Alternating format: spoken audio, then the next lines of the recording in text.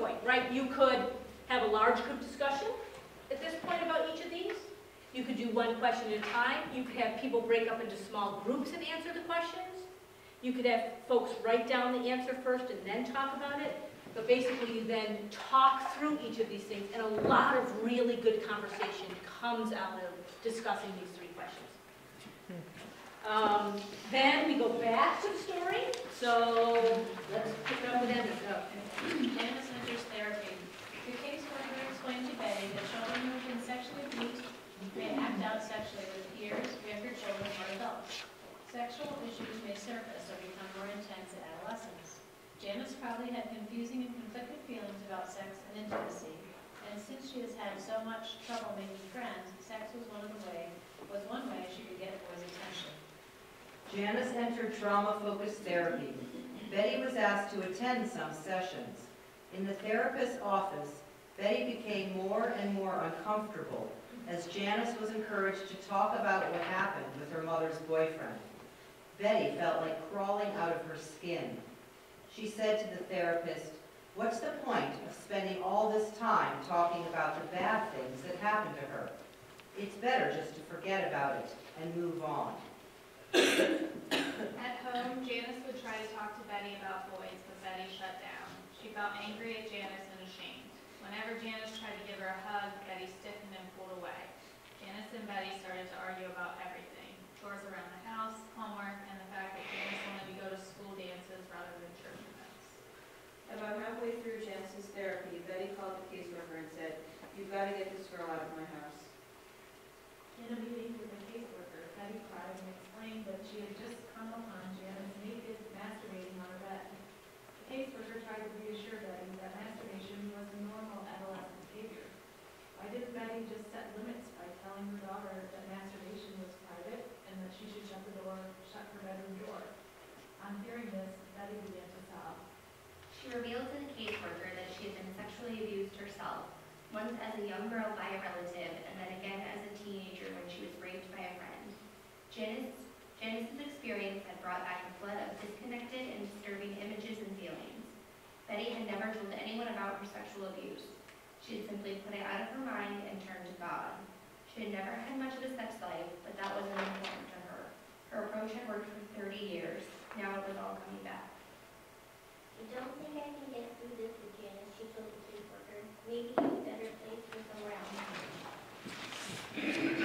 So then again, we do a quick review through the slides of what's happened. We acknowledge we're in this tough situation. We've got a crisis, right? We've got two people in this home who are now in crisis, right? So what are we going to do about that? Again, this is where you now break up, either do it in a large group, do it in smaller groups, and have people answer these questions. And this also can create lots of good conversation between group members and lots of opportunities, lots of teaching opportunities as you talk through this. Reactions, thoughts, questions? Yeah. I know it was said in the beginning that this curriculum was evidence-based for kinship providers, foster parents, and not yet for parents because of talking about the trauma.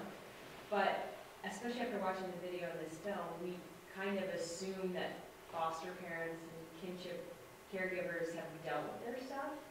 And I know in my experience working with foster parents, there's a lot of them that have not even looked at their own piece. So I would imagine that this can be just as triggering and traumatizing for kinship and foster parents. And so I guess I was just confused as why you couldn't necessarily extrapolate this for parents yet, when I'm thinking that foster parents and other folks have had similar situations like the story kind of points out.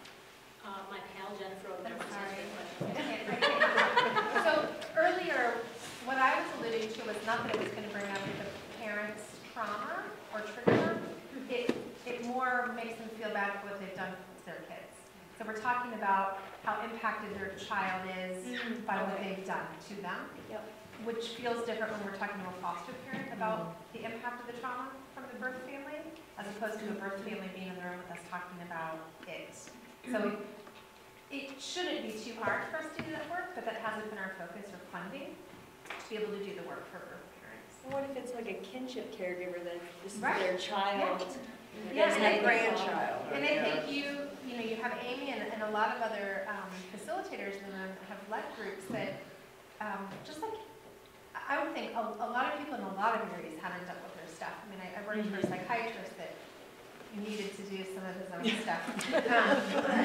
And I think it comes up in group, and you kind of from the get-go have to continue to remind people what this might do. I think people hear it the first night, but until you dig a little deeper, and then they're kind of surprised by the reactions and things that are coming out, or you pick up on it when they're sharing in a particular way, and you check in with them at the end of class that night. So I think it does bring up, but I think it's stuff that needs to be brought up, right? And they need to be kind of supported to work through in a healthy way. We had accidentally, a woman joined one of the classes that I was teaching, and she was a foster parent, but years prior, she'd been a birth parent and had lost custody of her child. Her child was adopted by someone else. And we didn't realize this right away because she identified as a foster parent in the class. She lasted 3 classes. It was really, really difficult for her because of those reasons. But 80% of this material is absolutely perfect for biological parents. We just have to figure it out. Sure. Is there another?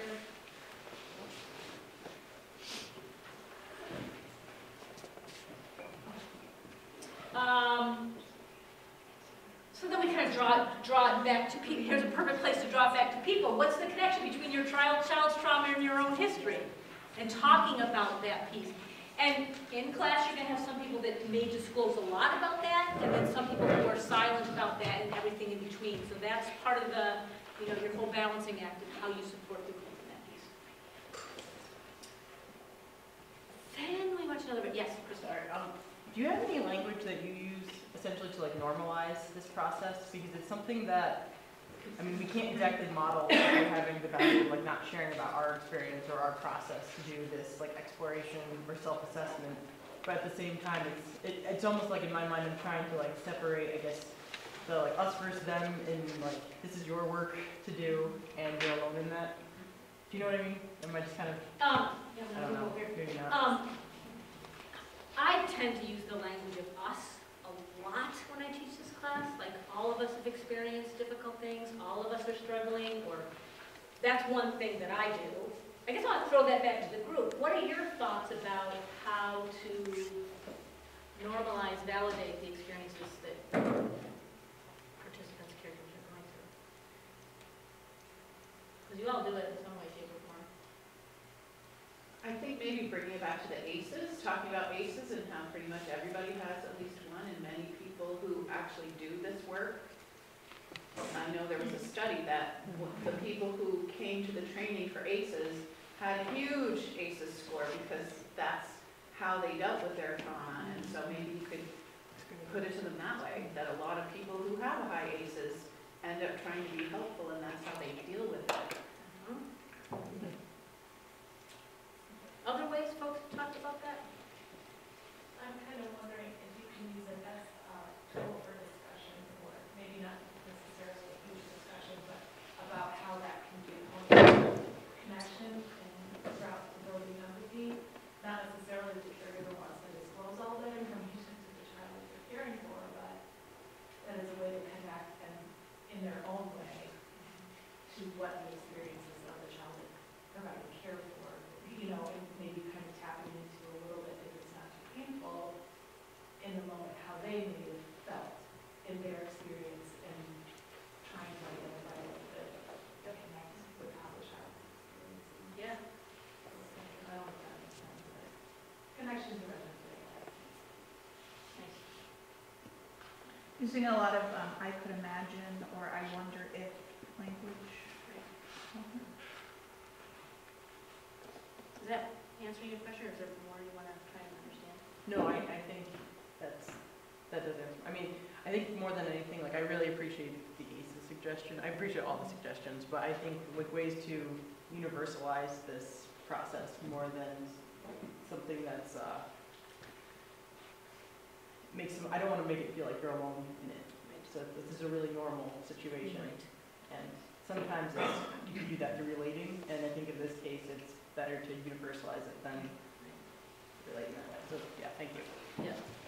You just made me think about, talking about ACEs, the Resilience movie, it's an hour-long movie. How many people have seen that movie? So we have access to that at UVM. If you, and in one of the post-class emails I send to participants, we give them a link to that. If any of you ever want to see that movie for yourself or share it with folks, let me know and I can send you the link and you can watch it. It's an hour long, but it just goes into depth about ACEs, and there is a piece in there about how the vast majority of caregiver, foster parent, mental health people have their own trauma. So because of time, I'm going to skip this movie. If we have time at the end of the day, we'll watch this. This is a 20-minute TED Talk by Laura Vander... Oh, look at that, Laura Vanderlipsky. She came from Monica. It's a really inspirational self-care video, but we're going to hold and show that later, unless Jennifer's... I could smoosh my, I just love it so much. Caleb and I were back here saying, oh, but we like it so much. Let's watch it then. Watch it? I did. Yeah, watch the video? I haven't seen it. And there are cookies over on that table. Everybody put down. Popcorn too? Stop it already, did it. Go ahead, get a cookie. That's right, there it is.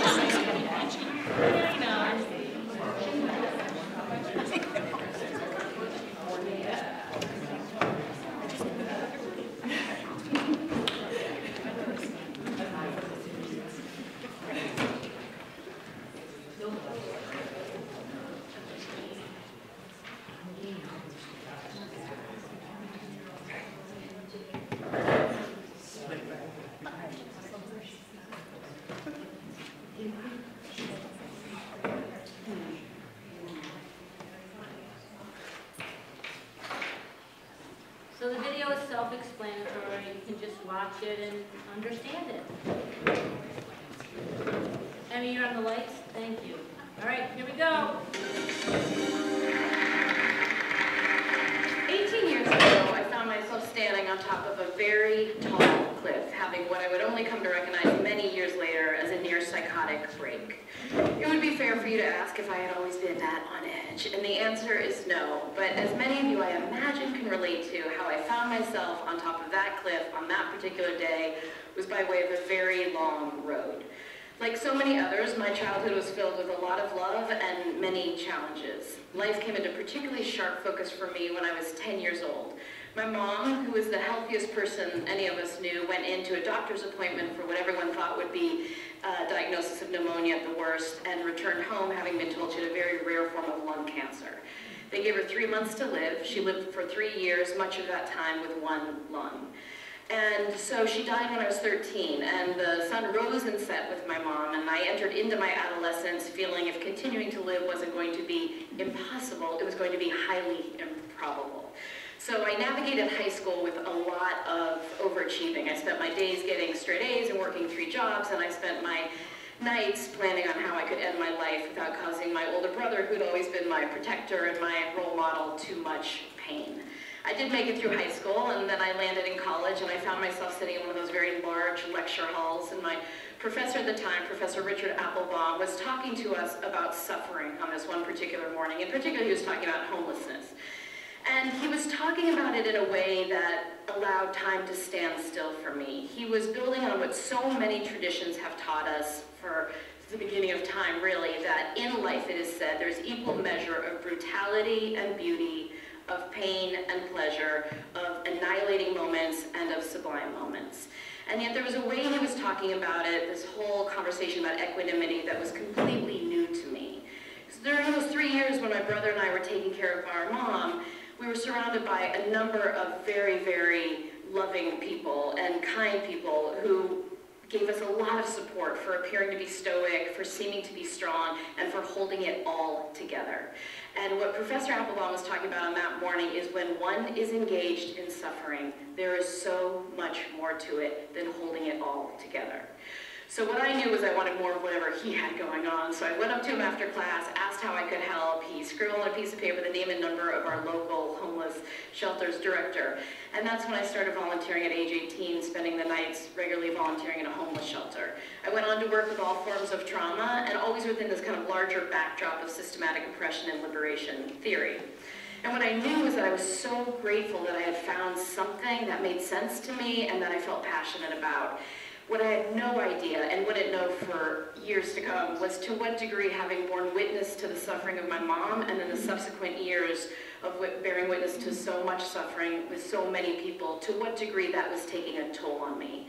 And this is something that wise people have passed down for a long time, and we know more and more about now because of the advances in neuroscience and the wonderful research that many of my esteemed colleagues are doing. But at the time, I had no idea about this cumulative toll. So one of the ways that the toll can show up is for those of you who are doing work. There are folks who do work, and as a result of the work you do, you might be exposed to things, either because of the content of what you're doing, but what a lot of my colleagues say is like, look, the work itself is the least of my concern. It's all my colleagues who put me over the edge, right? So sometimes the toll is because of the work. Sometimes the toll is because of the caretaking we do in our lives. Here she's saying, I feel like I need you less and less, Mom, now that I can make myself feel guilty all on my own. So much of the toll we feel is because many, many, many of you are caretaking in your personal lives. You're caretaking those around you. You're at home tending for folks who are returning from wars, folks who are ill, people who are in need in the community. Sometimes the toll we feel is because of the suffering of other living beings. This is Chris Jordan's wonderful work. And sometimes it's because of what's going on ecologically on the planet itself. This is the work of Vance Friedenberg. He's one of the leading scientists looking at the sixth mass extinction. But what we know is that when humans are exposed to suffering, hardship, crisis, trauma of humans, other living beings, or the planet itself, there's a cumulative toll. And there's a toll on us individually, there's a toll on your immediate relationships, there's a toll organizationally for those of you who have this exposure in your work, institutionally, systemically. We see it in movements we're a part of, we're seeing it throughout all of our communities and society as a whole. She's saying, speaking personally, I haven't had my day, and I've never met any dog who has. The other piece of this that's very important, at least when I do this work, is it's always held in a larger context of systematic oppression. You know this so well, but a reminder that the degree to which you're impacted by the lives you're living and the work you're doing is intimately tied to the fact that we're in a society with so much supremacy. And if we're in a society where there's no oppression, there's no racism, sexism, homophobia, heterosexism, ageism, ableism, classism, and xenophobia, so much of the suffering we are tending to wouldn't exist, and the remaining bits that exist in life, we would all be affected by that so differently. I have no doubt that all of you have so much more insight and personal awareness than I did back in the day, and that for those of you who know what this toll is, and when you feel this toll, either because of what's going on in your personal lives or on the job, that you're able to identify it. But I was not at all able to identify it. So it was about 10 years into my career when a critical mass of people started kind of getting up in my face doing that, hey Laura, you're tripping, you should take some time off. And I'm sure somebody said something earlier than 10 years in, but I was very stubborn and successfully ignored them. But 10 years in is when there was a critical mass of people up in my grill really begging me to look at this. And what some of you will appreciate is that a number of those people were clients I was serving, which you can imagine is always so disconcerting. You know, survivors of domestic violence living in a shelter who can't go anywhere, begging me not to come to work. So people were doing their due diligence, right? But at the time, I was so arrogant, I was incredibly cocky, and I was entirely self-righteous. I was doing God's work. You could either step up and help me do God's work, or you could step off. But I was definitely not having a conversation with you about how I was affected by my job. And like many of you possibly, I was raised in a number of traditions that implicitly and explicitly communicated, if you care enough about what you're doing, if you are down with your cause enough, if it matters enough to you, you're going to suck it up. So this whole conversation about how to sustain was not something I was engaging in. But finally, the pressure mounted, I caved. I didn't take any significant time off, but compromised. We took a short trip, went to visit our family who lived in the Caribbean. So on a particular day, we head out as a family on this hike, and we get halfway through our hike, and we summit where we wanted to summit, and there we are standing on the top of these cliffs, right? So the family's gathered around, tiny Caribbean island, standing on the top of these cliffs, looking out. The first thing I remember thinking was, this is so beautiful. The second thing I immediately thought was, I wonder how many people have killed themselves by jumping off of these cliffs. And at the time I worked at Harborview Hospital, which you know is the Level 1 Trauma Center for the whole Northwest. So it wasn't my own suicidality at play anymore. It was because of the years of bearing witness to others suffering that naturally, instinctually, one starts triaging, of course, right? So you start thinking, where would the helicopter land? Does the helicopter land on the cliff, and would you belay down to the person on the beach? Would the helicopter actually land on the beach? Is there a Level 1 Trauma Center in the Caribbean? You ask yourself. Do they fly you to Miami? Would they stop you in customs? You know, you kind of go through the whole thing, right? So I said this out loud because I was merely presuming I was just giving voice to inevitably what was going to come up in a family conversation. Because who stands on top of a cliff and does not wonder where the nearest Level 1 trauma center is? But apparently in my family, nobody was thinking that. So it got even quieter than it had been. Really long, very uncomfortable pause happened. And ultimately it was my stepfather-in-law who said, are you sure all this trauma work hasn't gotten to you? And honestly, this was the first moment I had any insight into, you know, check it out. There are people who can go on a hike and not wonder where the nearest Level 1 trauma center is. But I'll tell you, it wasn't me, it wasn't anybody I was hanging out with, right? Because one of the things about this toll is it's slow moving. It is very hard to gauge over time, individually and collectively, if we are being affected by what we're exposed to. And also what happens is we get very isolated. So this was one of those moments that maybe you've had where kind of everything starts flooding in, right? And then I was like, oh, well, if this is the case, maybe it's also the case that there's people who still date out there in the world, and those people who date are doing background checks on everybody they date, right? Maybe there's people who can go to a playground, it's just a lovely place for children, you're not worried about like head injuries or Amber Alerts, right? So, but this is what happens, that over time, what you're exposed to affects your entire worldview. There's so many ways that we can be affected individually and collectively by exposure to vicarious trauma, compassion fatigue, secondary trauma. Many people call it many different things. But this exposure affects all of us so differently. What I have found through the privilege of getting to work with everyone from zookeepers to judges, school teachers to nurses, ecologists to activists, is that it is breathtaking, the commonalities of how one is affected. So some of the ways we find, when you feel like you're not doing enough, right? So here they're saying we just haven't been flapping them hard enough. So this is where you feel like you're not doing enough, you constantly feel like you should be doing more, right? Another one could be morale. So they're saying, I see you've done time, so working in a cubicle shouldn't be a problem. So I work with organizations nationally, internationally, and one of the things we find so much is the morale, the very, very quickly eroding morale. Here he's saying, I bark at everything. You can't go wrong that way. So hypervigilance. Many people can relate to a sense of hypervigilance. This is where you lose your ability to flow in, really fluidly between your sympathetic and your parasympathetic nervous system. You become kind of in hyperarousal. I had a colleague say to me, she was a child support enforcement officer, and she said to me, I can tell you which one of my son's friends are going to grow up to not pay their child support. And her son was 5 years old. Here he's saying, no, not there, please, that's where I'm going to put my head. So exhaustion is something many people can relate to, and not the exhaustion before you work out, but this is an exhaustion where you are tired in your soul, you are tired in your spirit, you are tired throughout your bone marrow. All of your ancestors were tired people. Right? There's the avoidance. He's saying no Thursdays. How about never? Is never good for you? This is where the best part of your day at work is where you don't have to do your job, right? And then there's the avoidance in our personal lives. She's saying it's too late, Roger. They've seen us.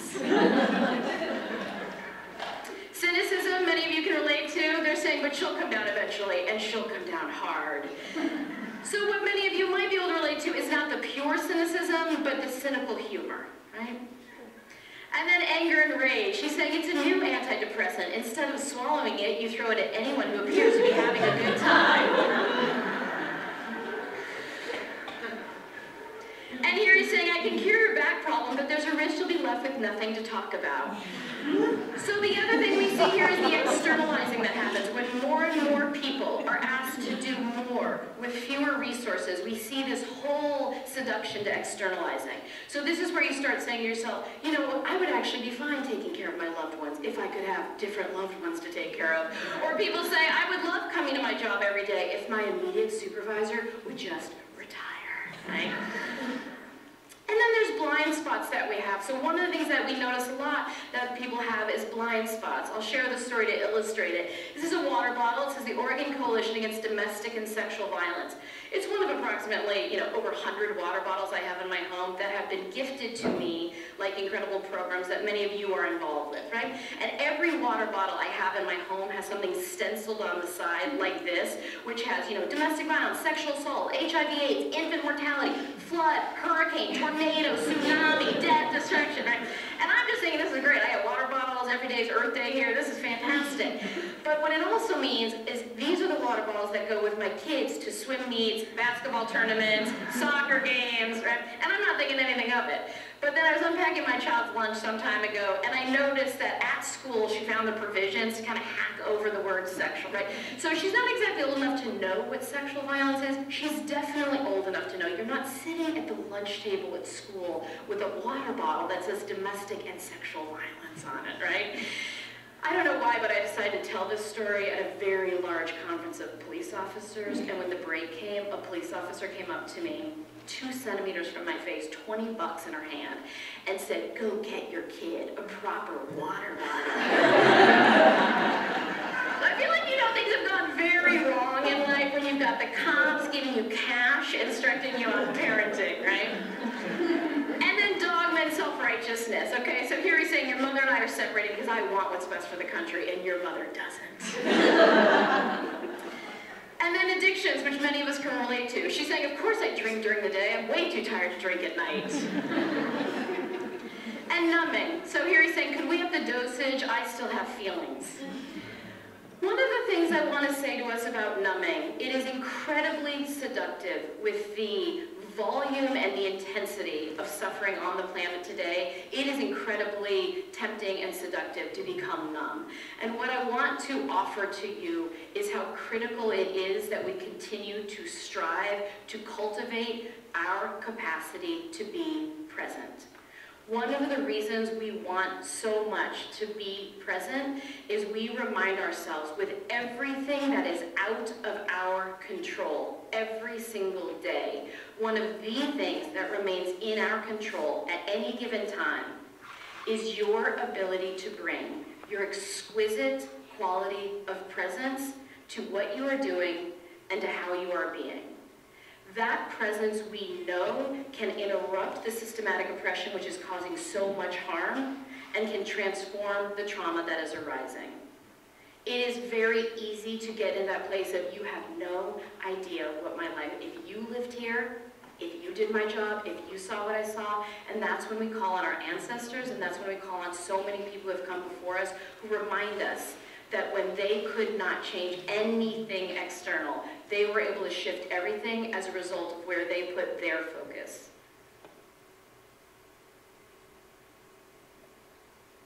And again, I don't know any of you personally, but the assumption I'm going to make is none of us would go up against any of these folks, right? We're not going to, oh, Desmond, I know things got rough for you in South Africa, well, with apartheid and all, but here in Washington State, we got a few things going on, right? Here he's saying, this is the barn where we keep our feelings. If a feeling comes to you, bring it here and lock it up. The other reason I want to bring us back to presence is I want to remind you that while I know we have so many different life circumstances, I believe we have a shared ethic of doing no harm. If you are numb, you will not be able to gauge whether or not you're doing harm. And if we believe in what Chief Sealth talks about with the web of life, or what Martin Luther King talked about with the single garment of destiny, you all know so well that there are so many parts of this web that are profoundly compromised. And many of you are bringing heart and soul to tremendous sacrifice to tend to parts of this web that are compromised. If the way you're doing that out there means in any way you are neglecting your immediate part of the web, cutting off circulation to your immediate part of the web, lighting your immediate part of the web on fire, it is not ethical practice, it's not integrity-based practice, it's not sustainable. The other piece with numbing out, and what we've learned from so many people who've come before us and in so many traditions, is you don't get to selectively numb. So if you're going to numb out your sorrow, you are also going to numb out any possible happiness you can have. If you are going to numb out the heartbreak, you're going to numb out any ability to survive, noticing what is beautiful. And the other thing is your mind and body and spirit will keep trying to bring itself back to a full range of feelings of that whole equanimity and that spaciousness. Which means that's why, you know, you can work on coalition after coalition of peace building, and then you get in the lunch line or on the freeway and you don't let anybody merge in front of you, right? And we defend that. We say how I conduct myself on that freeway or when I'm getting my food at lunch has nothing to do with the other work I'm doing. Howard Thurman reminds us, don't ask yourself what the world needs. Ask yourself what makes you come alive and then go and do that, because what the world needs is people who have come alive. So we remember that with the magnitude of suffering at play on the planet right now, we are in desperate need of folks who have the wherewithal and who have the courage to be present. We know from that place of presence, it is possible to aspire to do no harm. It is possible to transform whatever trauma arises, and it is possible to continue to work to dismantle the systematic oppression which is causing such a legacy of suffering. From that place of presence, we know that it is possible to metabolize whatever arises in life, the waves of life which will continue to present to us what they present. There is a way to metabolize that and integrate it so that over time you find that it contributes to your awakening. That the longer we get to walk on this planet, we find we have deeper compassion, vaster humility, and we are able to come up and out of the narrow places. And from that place of cultivated presence, we remember that it is possible to create and to sustain an ability to be truly transformative. Thank you.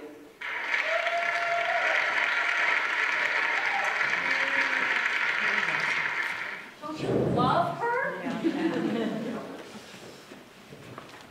Did anyone see her when she came to Vermont a couple years ago?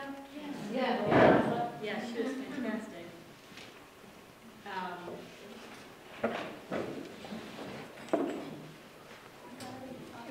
So it's gonna do one here. So then, after watching this video, then I just pose a couple of questions.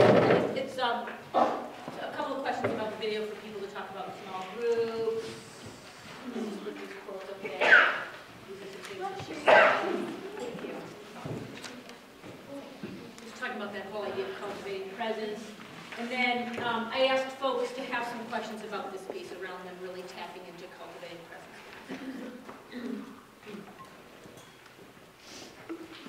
So this is pretty much the, oh, and then the last part of week 3 is having people develop a self-care plan for themselves. They do that in their book. And then have folks, this is one way of getting people to join together and to commit, is to say out loud what they're going to do. I'm going to read a book this week, or I'm going to take a walk every day, or whatever that is. That can also be a fun exercise too, is getting people to list those activities. And the homework is one self-care activity, and what will they do? So that's week 3. Nancy, yeah. I took this so seriously, like, it just snowballed. And I started like telling everybody all around, you need to do this. The cultivating presence piece? The self-care piece. Yeah. I mean, it was like the permission to actually ignore all the chaos and just take that time out was really liberating, and we just kept going. Great. That's fantastic. So, but it made a huge difference. I think we all kind of could reflect then backwards and go, oh, we were a little bit crispy on the edges there for a while. Well, that's good to hear, a real live promotion of that. Thanks. Jennifer's going to come up and talk about the next couple of weeks. Do you want